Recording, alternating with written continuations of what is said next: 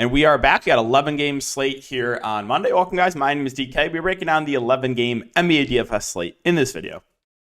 I also cover content for player prop sites like PrizePicks, Underdog, and Parlay Play.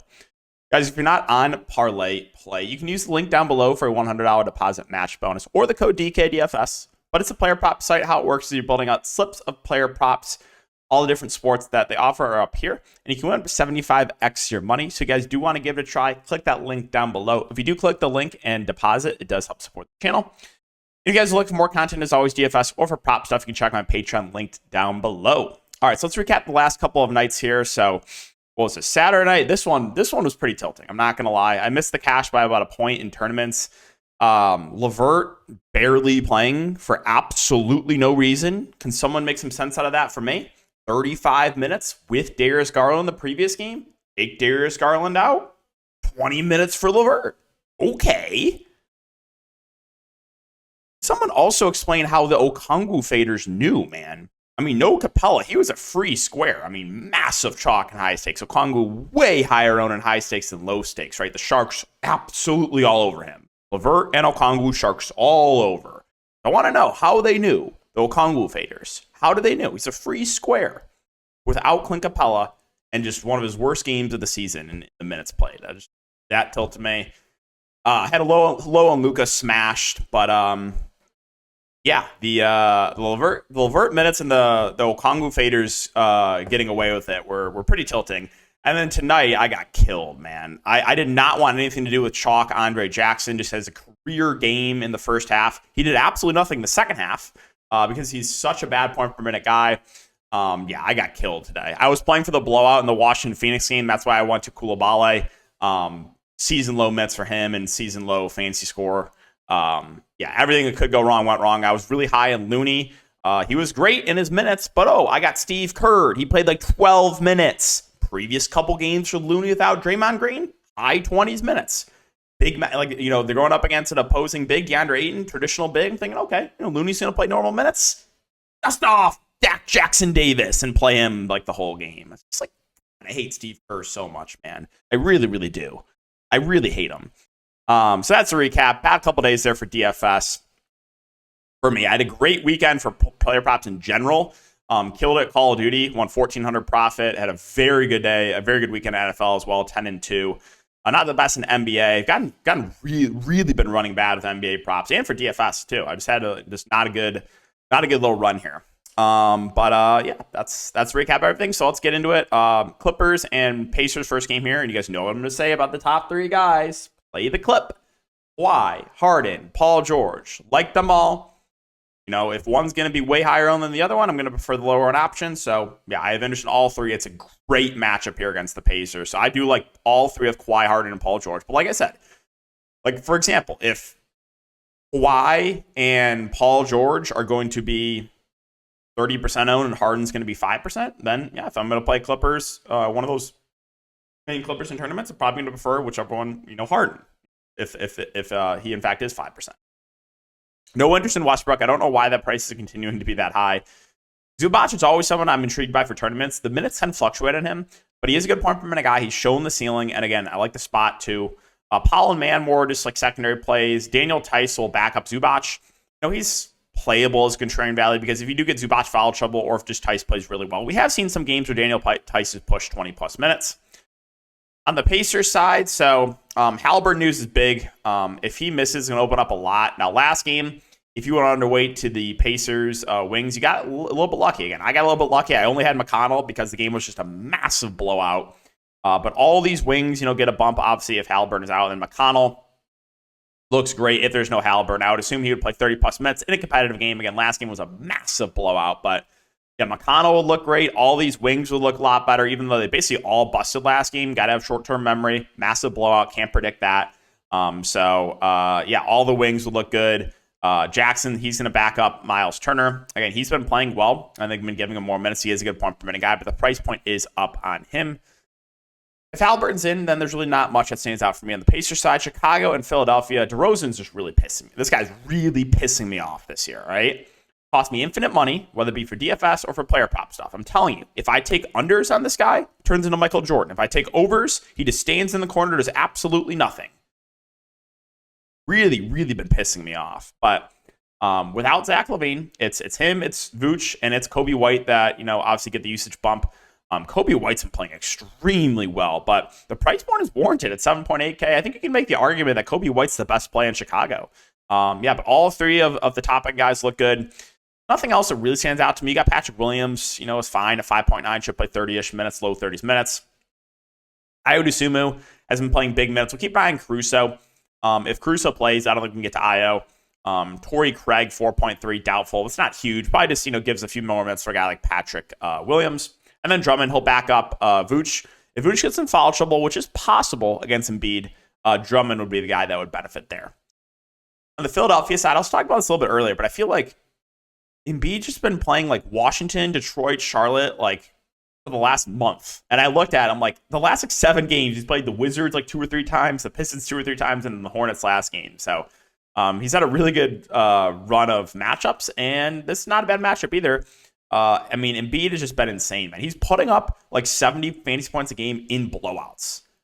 Like blowout here, blowout, blowout, blowout, blowout. They've just been absolutely dominating. And he's like 70 fantasy points. Imagine what would happen if the game stays competitive. So I like Embiid here at the top. Maxey Harris, Melton, kind of more secondary plays. Not going to prioritize any of those guys. Kelly Oubre at 5'4", just not playing enough minutes right now for me to consider him. Nick Batum, minutes have ticked down a bit on him as well. There have been some blowouts. But let's talk about Houston and Cleveland.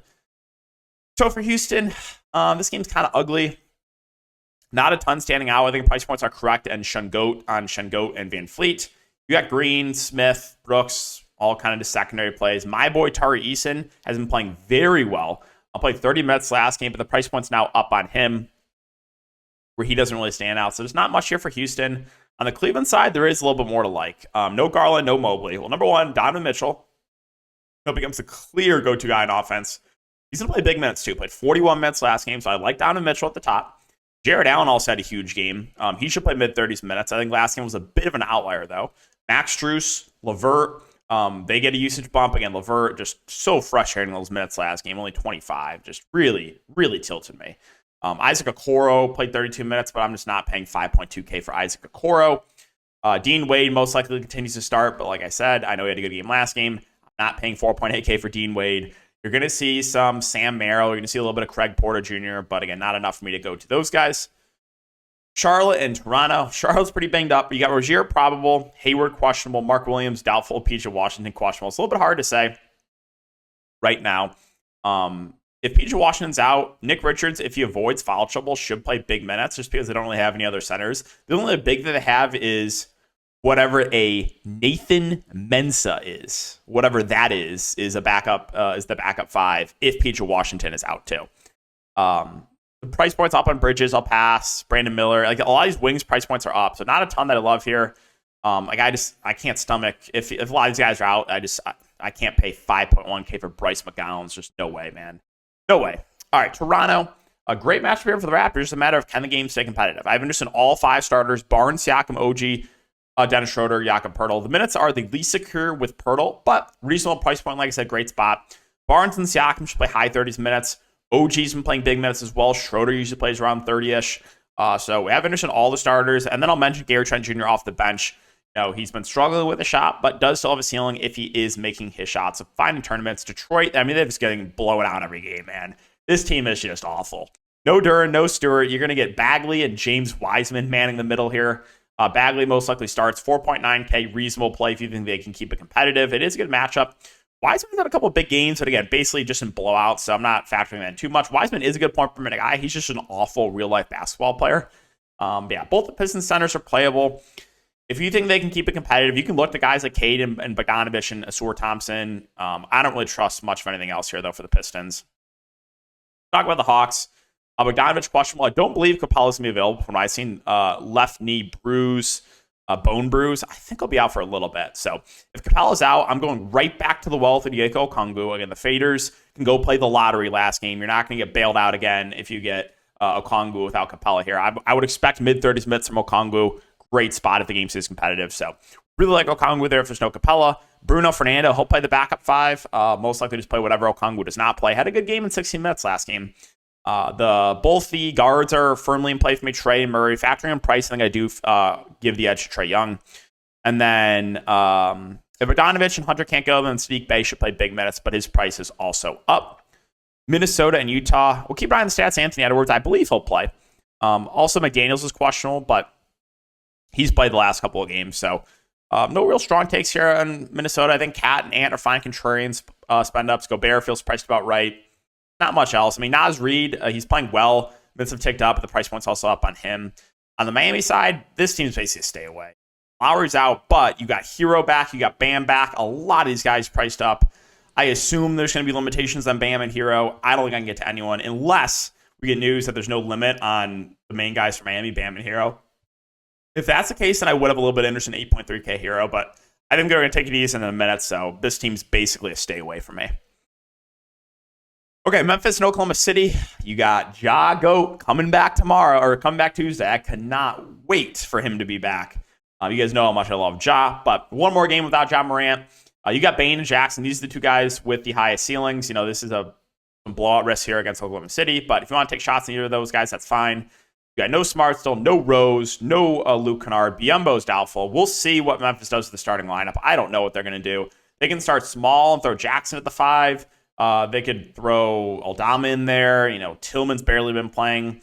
My guess is it's going to be something like Bane, Triple J, Roddy, and Vince Williams, I think, will start too, and one other guy. Vince Williams has been playing well.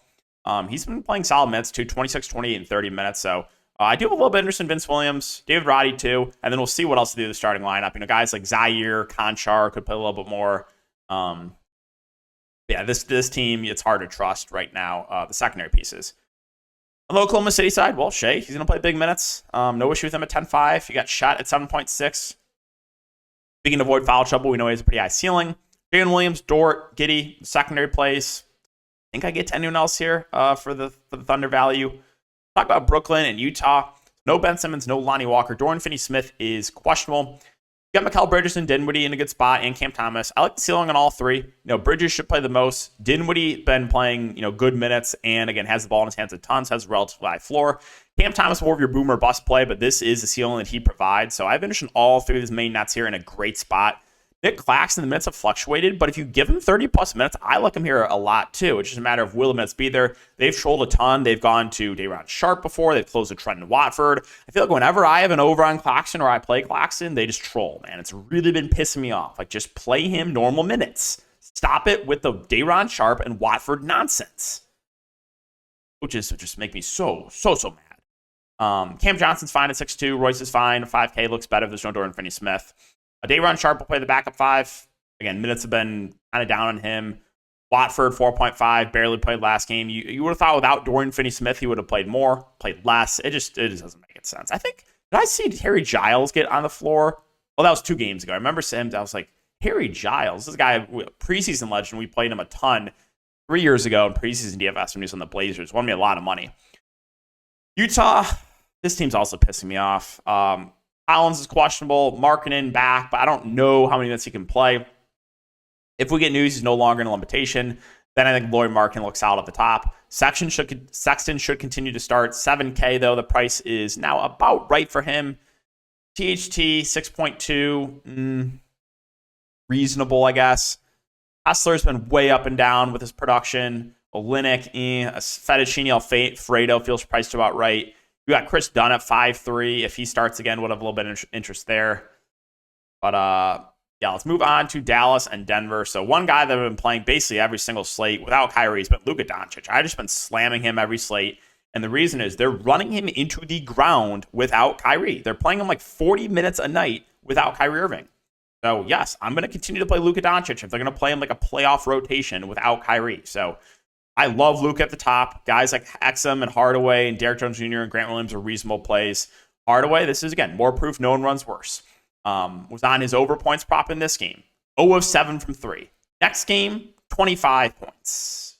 Yay! There is no Derek Lively, so Dwight Powell most likely starts here against Nikola Jokic. I mean, he's going to get abused, but he might have to play big minutes.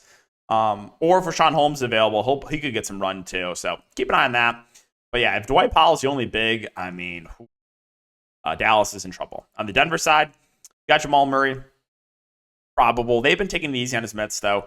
Aaron Gordon, also probable. KCP, questionable. If KCP misses, a combination of guys like Brown and Strother and Holiday all benefit, but no one benefits like big time. Holiday probably starts. Jokic 11-7. Again, like the matchup for him here, but with Jamal Murray back, I think I prefer Luke on the other side. There's really just not much else here for Denver. If you want to mess with some of those values, you can if KCP's out, but don't love it. Washington, Sacramento. Well, this is a game that should be played at a pretty fast pace. Washington's been playing better of late. If I think Kuzma and Poole are interesting tournament plays, Tyus Jones, we've got to mention him. Coaching like almost 60 fancy points a game over the last 2 games. I mean, where's this Tyus Jones been? I thought he was going to have a really good year for the Wizards, and he's been not playing that good, but last couple games he's been on fire. Now, obviously, outlier games last couple games, but I mean, yeah, Tyus Jones, viable. Daniel Gafford also, if he stays out of foul trouble, he's been playing big minutes. He played 35 minutes, 56. I didn't even realize that. 56 fantasy points for Gafford tonight. Oh my goodness. Yeah, I mean 7K or 6K. I think if he plays those 7 minutes again, sure. Koulibaly, first time I played him all year. Sub 10 fantasy points. No one runs worse. Not much else here for Washington. On the Sacramento side, this comes down to Fox, right? Fox is out. You're going to get, Ellis and Davion Mitchell playing more. Don't really think get to either of those guys, but Monk would be more interesting. The wings would look better. Sabonis doesn't really change, but again, he is in a great spot either way. So like Sabonis either way. And then, yeah, the wings and Monk all look better if there's no De'Aaron Fox. I don't know if I can stomach Keon Ellis or Davion Mitchell, but I guess if there is no Fox, you got to consider them. If Fox is in, I think it's mainly just Fox and Sabonis for me. Finally, New York and the Lakers. So Knicks, Randall, Brunson, reasonable and a good matchup. I think I slightly prefer Randall to Brunson. You got RJ Barrett. That minutes can fluctuate on him. Most of the time he's playing around 30 minutes. Reasonable tournament play. Hartenstein and Jericho Sims splitting the center position. Hartenstein is the guy with the higher ceiling. He's been averaging about 30 minutes a game, so would prefer Hartenstein to Sims. Josh Hart, what happened last game? Oh, he got ejected. I was like, why did he only play 8 minutes?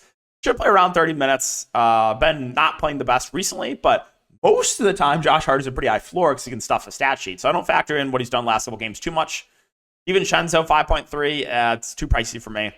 I will mention quickly, 4.8, the minutes can fluctuate on him. They've been down a little bit, but he's going to chuck when he's out there. If he plays really well, they could extend him. So always something that I'm intrigued by for tournaments. And finally, the Lakers. LeBron AD, questionable. Kind of hard to talk about. Wood, probable. I have absolutely nothing to say on this matter last game. Literally pulling a Tony Snell, man. That was also a day I missed the tournaments by 1 point with 3 points from Max Christie. Going crazy over here. Going crazy. But yeah, assuming everyone's in here, not a ton that stands out. If one of LeBron or AD missed, then obviously I like whoever plays. The Lakers kind of hard to talk about. All right, guys, so that's going to do it for the video. As always, if you do enjoy, make sure to like, subscribe, hit the notification bell. We'll see you all in the next one.